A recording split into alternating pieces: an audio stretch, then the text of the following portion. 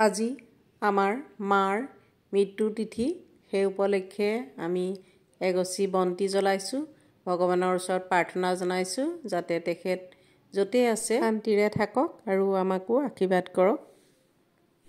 এয়া আমি সামান্য আয়োজন কৰিছোঁ আচলতে নিমন্ত্ৰণ তেনেকৈ কৰা হোৱা নাই তেওঁলোকক সন্ধিয়া এপাক আহিবি বুলি কোৱাত তেওঁলোক আহিলে আৰু আজি মাৰ তিথিও পৰিলে আৰু তেওঁ আজি অলপ ব্যস্ত থাকিবলগীয়া হ'ল দিনটো সন্ধিয়া সোমাইছেহিহে মাত্ৰ আহি পাইছেহিহে গতিকে ময়ে যি পাৰোঁ যা যোগাৰ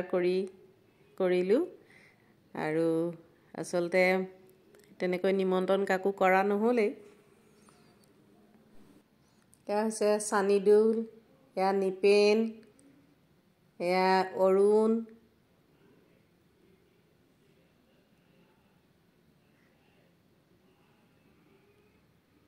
এয়া কাপোৰ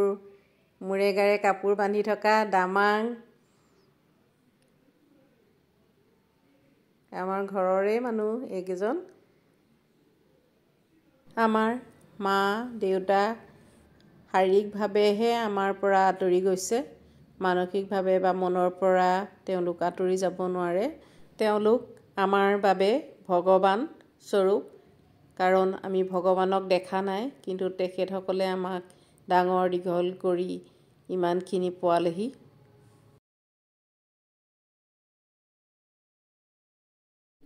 আৰু কেইজনমান অতিথি এইমাত্ৰ আহিছে অনিমন্ত্ৰিত অতিথি ভাল লাগিছে সন্ধিয়া অতিথি নহয়নে সন্ধিয়া অতিথি সাক্ষাৎ দামোদৰ তাকো নিমন্ত্ৰণ নকৰাকৈ আহিছে আহা ভাল লাগিছে সঁচাকৈ সদায় নিমন্ত্ৰণ নকৰাকৈ আহিব লাগে এনেধৰণৰ কিছুমান অনুষ্ঠানত নিমন্ত্ৰণ নকৰাকৈ যদি কোনোবা আহে নহয় খুব ভাল তাৰমানে আহিলে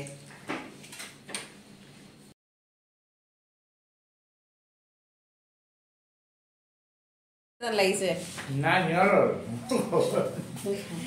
ছাৰ জলপান খাবলৈ আমাৰ ঘৰত আজি মনমনি স্পেচিয়েল এপিয়াৰেঞ্চ দুদিনমানৰ আগতে আমি এনেদৰে সন্ধিয়া লগ হৈছিলোঁ এয়া হৈছে ডক্টৰ ৰবীনজ্যোতি খাটনিয়াৰ ছাৰৰ ঘৰ তেওঁলোকৰো দেউতাকৰ তিথি আছিলে এয়া আমি